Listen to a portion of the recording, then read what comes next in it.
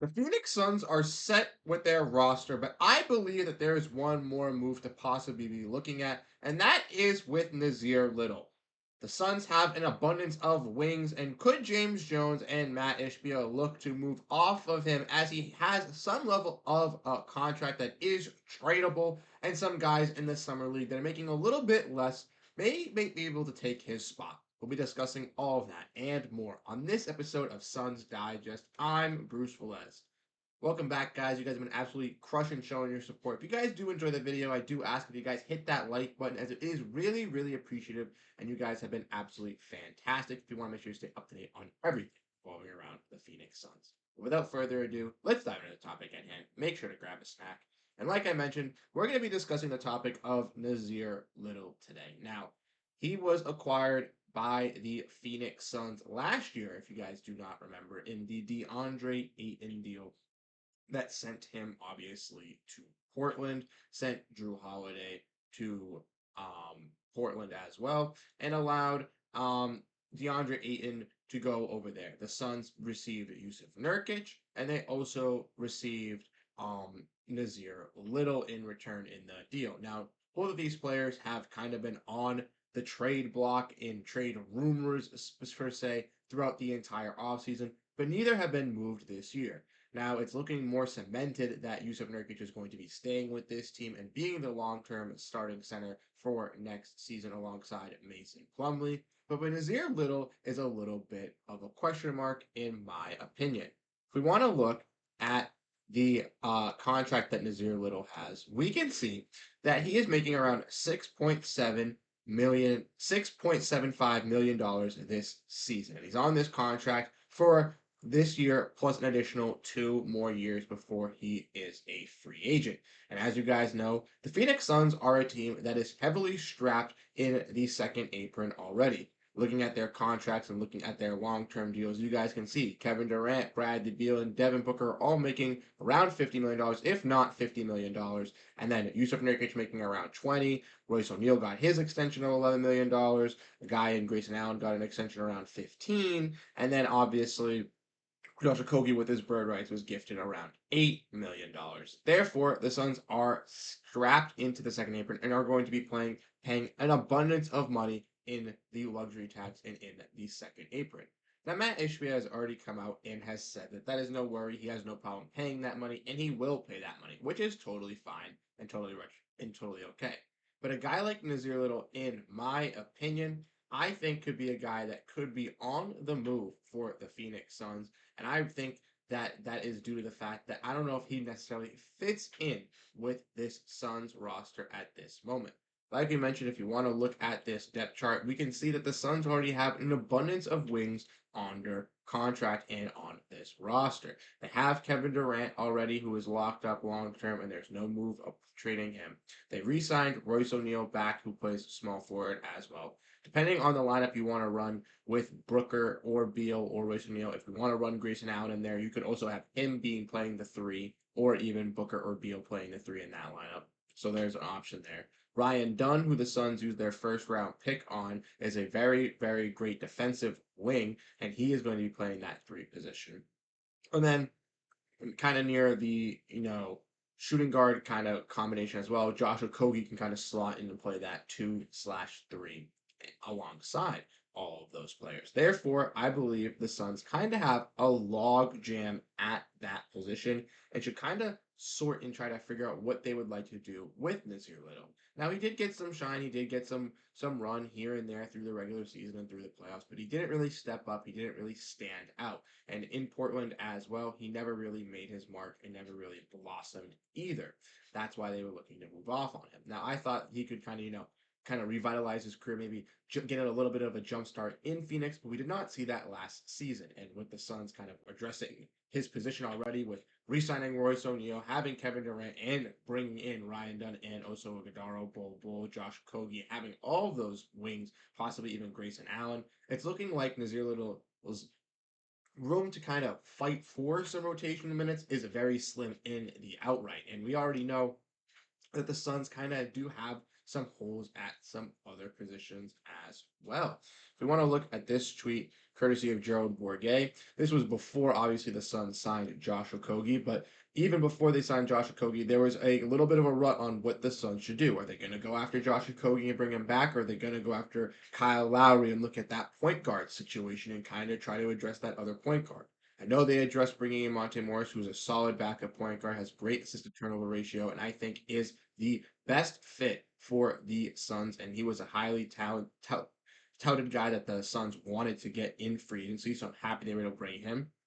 But I would not mind looking and still addressing another ball handler and another creator for this Suns team to being added to this roster, especially since we kind of already addressed our big man situation as well in the draft with looking at guys like Oso Gadaro, bring in Bol Bol, Mason Plumlee. Those guys alongside Yusuf Nurkic, I kind of think can fill that 4 and 5 role. Even Kevin Durant at some points at the 4. Then you have that wing kind of combination. And even at the guard combo, we do have a lot of players. Obviously, Allen can play 2/3. Beal and Booker can obviously play. Monte Morris can play, and we have Colin Gillespie on a 2-way.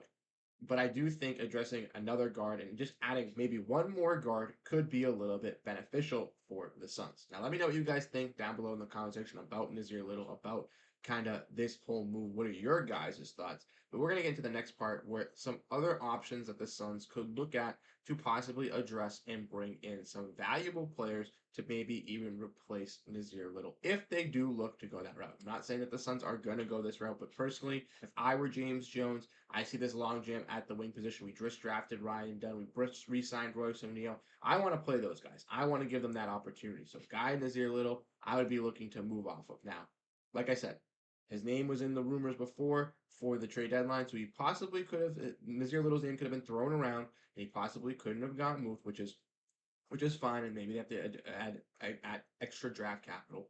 But I think that there are some moves that they could make to move off Nassir Little, either in a salary dump or via a trade that could help out the Suns. And before we get into this, this is no knock on Nassir Little. I think he is a great NBA player, and I think he can still find a spot in the NBA to flourish as that wing. I just don't necessarily think he has that room to find it in Phoenix at this point with the logjam of wings. Let's get into the possible suggestions. Now, this one is obviously the one that I've been kind of speaking and preaching over here on Suns Digest, is going after Javon Carter. Now, Javon Carter obviously had played with the Phoenix Suns in the past as a solid, again, playmaking guard, plays solid defense. He's not a guy that's going to command shots. He's not going to take over the ball, not have to have the ball in his hands with guys like Booker and Beal in the lineup. But he also isn't a guy that needs to finish these games either. If he needs to come off the bench, or if he, doesn't need to play all 20, 30 minutes, that is totally fine with the Suns organization. They can finish the games with Booker and Beal, and they don't need to bring in Javon Carter.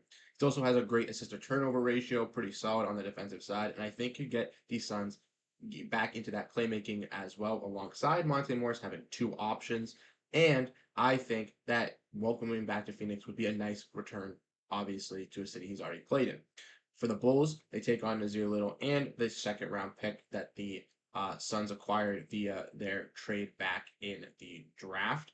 And I think that the Bulls would take this second round pick. Obviously, they are a team that wants to get younger, so they take an additional draft piece. And then Nassir Little, kind of maybe not a filler for DeMar DeRozan, but they want to get younger. They're looking to trade Zach LaVine, looking to trade Lonzo Ball, looking to trade Nikola Vucevic. I think they would take a flyer on Nassir Little, especially for a guy in Javon Carter, who they already have a logjam in their point guard room. Let's not forget that the Chicago Bulls have guys like Josh Giddey they just acquired, Kobe White, Ayo Dosunmu. They have a Javon Carter as well added to now that they have four guards that they can kind of play at that point guard, shooting guard position, and maybe they look to move off of one of those guys for another wing. Let's not forget that Zach LaVine is also one of those guys as well. So that's a possibility that I think that the Suns and Bulls could possibly entertain, and I think would help out both sides. Bulls get a little bit younger, get a high flying, a flying piece in Nassir Little, whatever his potential can turn out to be, and a second round pick. Suns get a point guard that can help them out right now. Also, I think some possibilities looking in free agency. The Suns were to look to do a salary dump, possibly trading a guy in Nassir Little to a Utah Jazz or a Detroit Pistons. There are an abundance of guards whose names are on this list here that could be vital fits. Now, I think Tyus Jones, I think Markel Fultz, I think those guys could be great. but I don't necessarily know if they're going to be coming in on the veteran minimum contract. Now we've seen with the second apron and their restrictions, guys like Gary Trent and guys have to sacrifice some money to take a veteran minimum contract to play on a good team. But I think after some trades and after some rumblings through, we're going to see guys like Tyus Jones, like Markel Fultz, get guaranteed contracts on the MLE exception. So I don't necessarily know guys like them possibly could be coming to this team. I know Patrick Beverley's on this list. He's not there. Spencer Dinwiddie just signed as well. Luke Kennard is most likely going back to the Memphis Grizzlies. But I think that the Suns could look at some of these point guards in free agency. Let me know if you guys like any of these names down below in the comment section. Who would you guys like to bring in possibly? Or possibly even look for that trade with Javon Carter to kind of find something like to help out this team. Obviously, it's going to be tough to kind of trade a guy like Nassir Little due to the fact that he hasn't shown that much promise in the NBA, and the Suns are obviously a second apron team. So when you do have to trade him, you have to trade for somebody under his $6.75 million contract. That's why Javon Carter works because he makes $6.5 million. And honestly, I think it kind of works for both sides. But like I said, let me know what you guys think down below in the comments section. Let me know your guys' overall thoughts. This is not necessarily a call to trade Nassir Little. It's just for the fact that it's going to be tough for him to get minutes. It's going to be tough for him to develop. And for him to develop and get minutes is what he necessarily needs to make a mark in the NBA. This $6.7 million contract is more than what some of these players that are playing on the summer league, like David Roddy, were making. And David Roddy looks like he could maybe even jump a guy in Nassir Little in this rotation. So that's where it gets kind of concerning. Wishing the best for Nassir Little. Let me know what your guys' thoughts are down below in the comment section. What do you guys think it could save the Suns? Maybe a little bit of money by trading him as well. Have to figure this out. We'll have all the news breaking down for the Phoenix Suns for you guys on Suns Digest. So make sure you stay in tap, hit that like button, hit that subscribe button. Shout out to you guys for staying tuned and up to date. I really do appreciate it. Once again, I'm Bruce Velez. Have a great rest of your day and go Phoenix Suns.